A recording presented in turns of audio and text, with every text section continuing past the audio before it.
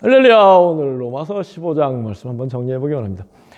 1절, 2절에서 우리 강한 자들이 약한 자의 약점을 담당하고 자기를 기쁘게 하지 말고 이웃을 기쁘게 하되 선을 이루고 덕을 세우도록 할지니라. 아멘이죠. 우리 성경 전체를 우리가 조감할 줄 알아야 되는데 성경 전체를 보면은 정말로 우리가 악을 버리고 선한 사람이 되도록 우리를 부르셨다. 선한 사람을 불러서 구원하시고 더 큰 선한 삶을 살게 하신다. 아멘이죠. 그리고 악한 사람도 불러서 회개하게 하시고 구원하시는, 그리고 선으로 옮겨서 구원하도록 하시는 이 하나님의 놀라운 뜻을 깨닫기 원합니다. 정말 신앙생활을 하면 할수록 우리 하나님, 예수님, 성령, 신구약 성경 전부가 너희들 좀 선한 삶을 살아, 악을 버리고 선하게 되라.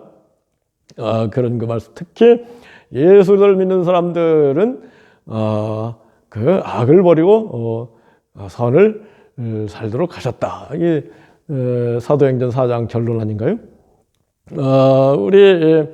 그래서 이제 그렇게 선한 그리스도인이 되면은 성령의 충만함을 체험하게 되고, 성령 스님은 선한 영이시기 때문에 선한 사람에게 성령 충만이 오는 건 당연하지 않습니까?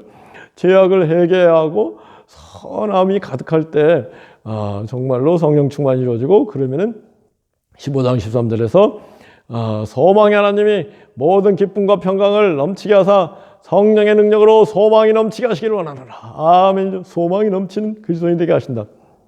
그리고 나아가서 20절에 사도 바울이 그랬어요.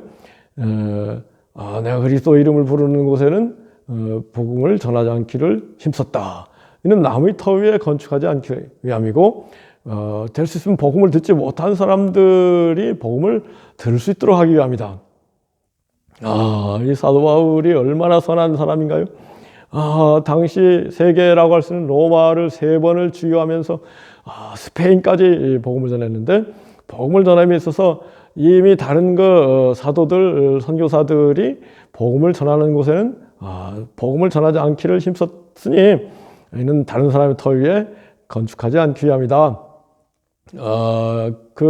그리고 복음을 한 번도 듣지 못한 사람들에게 더 복음을 전하기 위함이다. 그런 거 얘기를 했는데 사도 바울의 참 선함을 알 수 있죠. 우리 이 한반도에도 처음 복음을 전할 때 미국의 선교사들이 장로교, 감리교, 침례교 이렇게 그 교파들이 이렇게 뭐 땅을 나눠 가지고 북한은 주로 하여튼 뭐 장로교, 남한은 뭐 감리교 뭐 이렇게 그 나눠서 이렇게 참 아름답게 복음을 전했더라고요.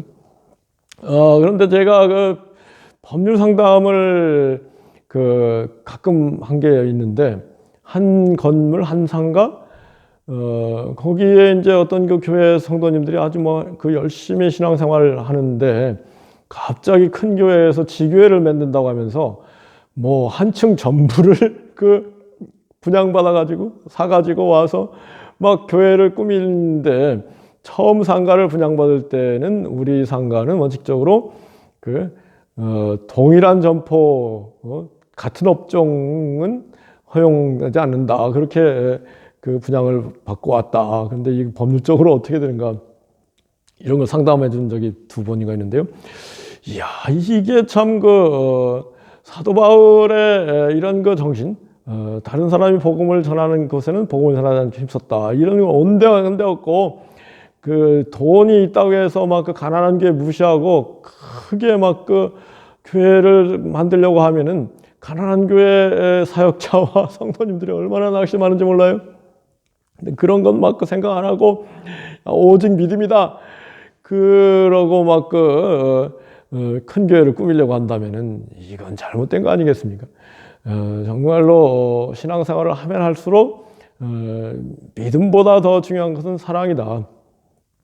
그리고 선이다. 우리 주님께 너희는 세상의 빛이다 그랬는데, 너희 착한 행실을 사람 앞에 있게 하여 그것을 보고 하늘에 계신 너희 아버지께 영광을 돌리게 하라 그러지 않았습니까? 우리 정말 상가 한 상가에 막 그렇게 분쟁이 일어나고 하는 건, 같은 교회가 막 기독교 교회가 십자가가 막 이렇게 들어서고 하는 거는 하나님의 영광을 가리는 거고, 그걸 통해서 결국은 복음 전파의 길이 가로막힐 수도 있다는 것을 우리 늘 생각해야 되지 않겠습니까? 이렇게 되는 원인이 결국은 믿음을 강조하고 사랑의 실천, 선한 교회, 선한 그리스도인이 되는 걸 소홀히 하기 때문에 그렇게 된다고 생각합니다. 정말로 개신교가 종교개혁을 한 건 잘한 것이지만은 믿음을 너무 강조하고 사랑을 소홀히 한다고 할까요? 사도 바울이 고린도서 13장에서 산을 옮길 만한 믿음이 있어도 사랑이 없으면 아무 소용이 없다 그러지 않았습니까?